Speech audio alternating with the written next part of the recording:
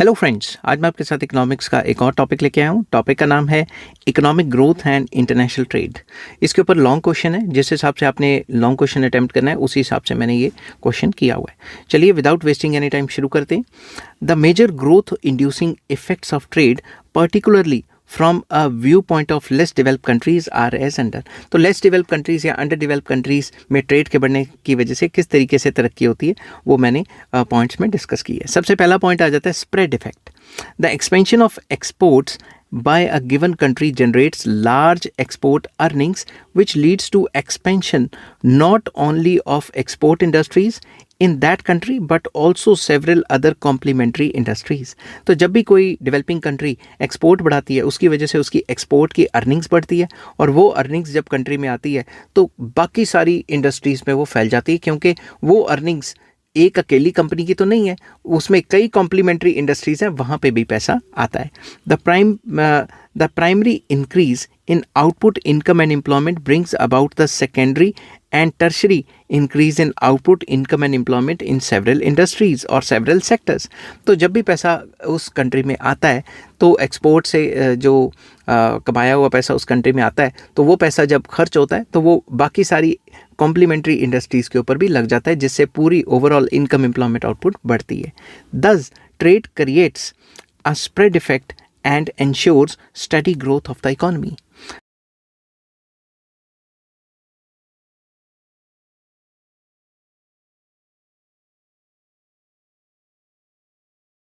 Next आ जाता है expansion of market. Very important. A small size of market has highly restrictive effect upon the growth process of a country. अगर small market होगी तो जो growth है country का वो उस हिसाब से नहीं हो पाएगा। तो ट्रेड जो है वो हमेशा जो वॉल्यूम्स को इंक्रीज करता है, जिसकी वजह से जो साइज ऑफ मार्केट है वो एक्सपेंड होता है। However if the surplus produce in that country is disposed of in foreign markets there is an expansion in the size of market.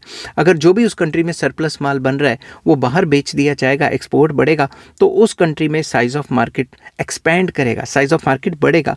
It has highly stimulating effect on the inducement to invest and to make scientific and technical innovations. Basically इससे होगा क्या, इससे investments बढ़ेंगी, और investments बढ़ेंगी तो scientific and technological innovations होंगी।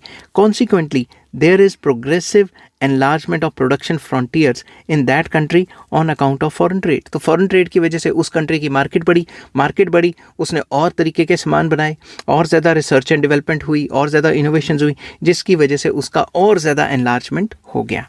Third point आ जाता है optimum use of resources. Very important.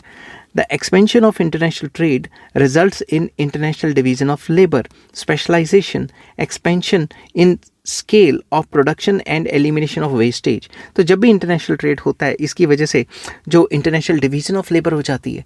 जितनी भी जो ट्रेडिशनल थ्योरीज हैं ये कहती हैं जो लेबर इंटेंसिव कंट्री है वो लेबर इंटेंसिव काम करेंगी, और जो कैपिटल अबंडेंट कंट्री हैं वो जो है कैपिटल गुड्स बना के उस तरीके से चलेंगी।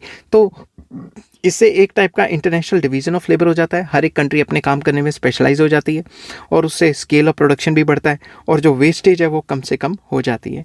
Each trading country becomes able to make the fuller utilization या optimum use of all available production resources. हर एक कंट्री अपने जो प्रोडक्शन रिसोर्सेज है उनको फुली यूटिलाइज करती है। नेक्स्ट आ जाता है increase in capital formation. Very important. The growth process in least developed countries या less developed countries remains inhibited because of the persistent acute shortage of capital। जो under develop countries या least develop countries हैं उनके पास capital नहीं होता, सरमाया नहीं होता, पैसा नहीं होता, इस वजह से उनकी जो ग्रोथ प्रोसेस है वो हिंडर करती है, वो कम हो जाती है। ठीक है। The international trade provides large export earnings to poor countries. अगर वो अपना सामान बाहर बेचें तो उससे क्या होगा, उनकी एक्सपोर्ट अर्निंग्स बढ़ेंगी।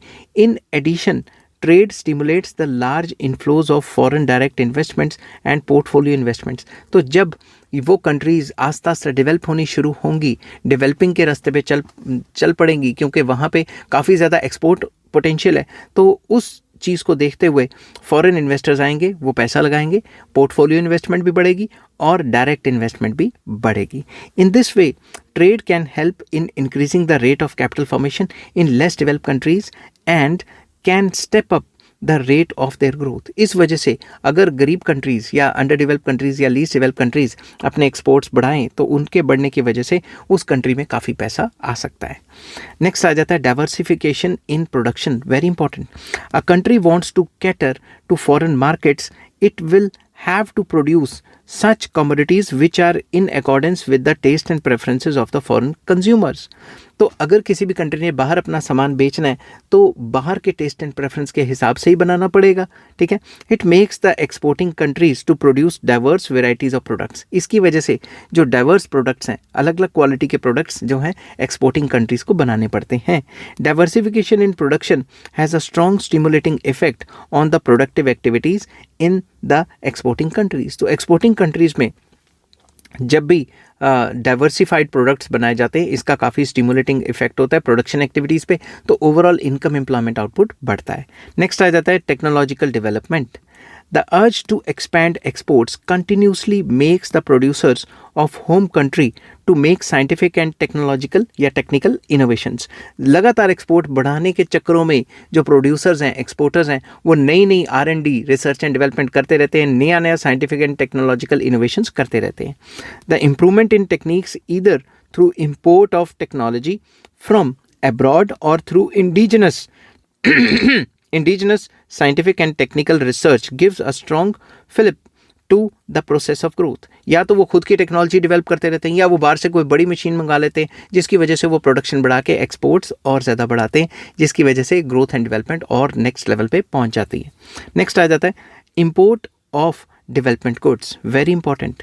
The international trade permits the home producers to import raw materials, construction materials, semi-finished goods, machinery, equipment and advanced technical know-how, मतलब technical know-how मतलब latest technology from advanced countries। तो जब भी जो कंट्रीज़ हैं वो export करते हैं तो बाहर से एक्सपोर्ट अर्निंग्स आती हैं, उन एक्सपोर्ट अर्निंग्स को डेवलपमेंट गुड्स के ऊपर लगा देते हैं। जैसे बाहर से मॉडर्न मशीन मंगवा ली, वो चीज़ें मंगवा ली जो बाहर अवेलेबल है और हमारी कंट्री में अवेलेबल नहीं है।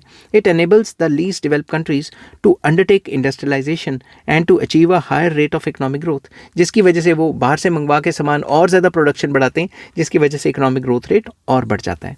नेक्स्ट आ जाता है इक्वलाइजेशन ऑफ फैक्टर प्राइजेस। जो फैक्टर प्राइजेस हैं वो भी इक्वलाइज आ जाते हैं जब ट्रेड अपने चरम पे होता है। The international product movements have the effect of bringing about an absolute and relative equalization of factor prices which offsets and any adverse effect of international immobility of the factors upon growth। तो जब जब international trade बढ़ा है तब तब ऐसा देखा गया है कि जो फैक्टर प्राइस इक्वलाइजेशन है वो जो है वो आ जाती है, मगर 100% इक्वल हो जाता है ऐसा नहीं है, ठीक है। ऐसा देखा गया है कि जो चीज़ें बाहर सस्ती पड़ती थी, जैसे ही हमने बाहर से मशीनें वगैरह मंगानी शुरू की, टीवी टूवी यहीं पे बनाने शुरू कर दिए, कारें यहीं पे बनानी शुरू कर दी, नहीं तो पहले बाहर से आती थी, समझने की बात। तो जब भी इंटरनेशनल ट्रेड होता है, बढ़ता है, तो वो कंसर्न्ड कंट्री बाहर से वो सारी मशीनरी और टेक्निकल नो हाउ इंपोर्ट करती है, जिसकी वजह से फैक्टर प्राइस इक्वलाइजेशन आने के पूरे चांसेस रहते हैं। नेक्स्ट आ जाता है लार्जर टैक्स रेवेन्यू। सरकार को टैक्स मिलता है, बाहर से पैसा आएगा, वो पैसा इकोनॉमी में घूमेगा, जनरेट होगा, वो टैक्स जनरेट करेगा सरकार के लिए। The expansion of industrial activities in a developing country due to an increase in exports provides more tax revenue to government of home country from several direct and indirect taxes। तो कई type के direct taxes और indirect taxes generate करती है सरकार, सरकार को revenue होता है। The yield from import duties also increases। जो import duties है उससे भी yield बढ़ जाती है। The availability of more tax revenues can enable the government to finance various projects of economic and social development। तो सरकार उसी टैक्स के पैसे से और ज़्यादा ग्रोथ एंड डेवलपमेंट कर सकती है कंट्री में, उस पैसे को एफिशिएंटली यूज़ करके। नेक्स्ट आ जाता है offsetting of balance of payment deficit. जो बैलेंस ऑफ पेमेंट में नुकसान हो रहा है वो भी पूरा कर सकते हैं बाहर से जो एक्सपोर्ट अर्निंग है उसके थ्रू।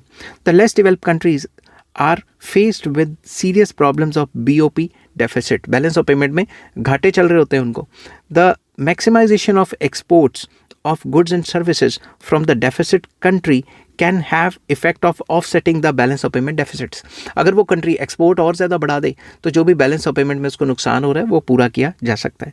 नेक्स्ट आ जाता है राइज इन कंजम्पशन स्टैंडर्ड्स।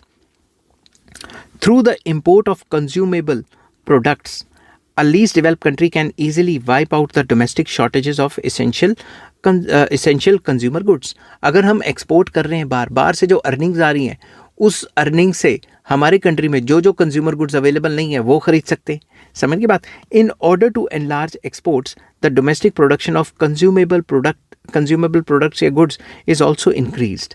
तो अगर हमने एक्सपोर्ट बढ़ाने हैं तो उसके लिए जो भी कंज्यूमर गुड्स हैं या जो प्रोडक्शन ऑफ कंज्यूमेबल गुड्स हैं उसको भी बढ़ाना पड़ता है। क्यों? क्योंकि जब एक्सपोर्ट बढ़ेंगे बाहर से ज़्यादा पैसा आएगा हमारी कंट्री में कंज्यूमर गुड्स की डिमांड बढ़ेगी, तो उस चक्कर में कंज्यूमर गुड्स इंडस्ट्रीज भी एक्सपैंड होंगी। In addition the superior varieties of consumer goods can be imported from abroad. तो अगर हमारे कंट्री में वो गुड्स अवेलेबल नहीं है तो हम बाहर से भी मंगवा सकते हैं क्योंकि हमारे पास एक्सपोर्ट अर्निंग्स पड़ी हैं। Thus there can be qualitative improvement of consumers consumption standard in the least develop countries. तो कंजम्पशन स्टैंडर्ड लोगों के बढ़ जाएंगे। It is a definite indicator of greater development. तो कंजम्पशन स्टैंडर्ड बढ़ना एक इंडिकेटर है कि देश तरक्की कर रहा है। नेक्स्ट आ जाता है ग्रेटर इंटरनेशनल कॉपरेशन। आपस में एक कंट्रीज डिपेंड हो जाती हैं एक दूसरे पे तो कॉपरेशन भी बढ़ जाती है। The international trade generally increases the mutual dependence of both advanced and poor countries. आपस में एक दूसरे पे डिपेंड करती हैं। They fully recognize the mutuality of their economic, political and strategic interest. आप उन सब कंट्रीज़ को आपस में पता है कि उनके पॉलिटिकल रिलेशंस या इकोनॉमिक रिलेशंस या स्ट्रेटेजिक इंटरेस्ट क्या है, इस वजह से आपस में लड़ाइयाँ नहीं करती। आजकल की तरह नहीं, जब मैं वीडियो बना रहा हूँ तो अमेरिका कभी किसी पे हमला कर देता है, कभी किसी पे हमला कर देता है, ठीक है। Consequently there is a greater measure of economic and technological transfer from the advanced to the poor countries। तो advanced countries से poor countries में जो काफ़ी ज़्यादा टेक्नोलॉजिकल ट्रांसफ़र होता है और पैसे का, कैपिटल का ट्रांसफ़र भी होता है, FDIs भी आती हैं, FIIs भी आते हैं। तो increased international cooperation can greatly accelerate the growth process in least developed countries।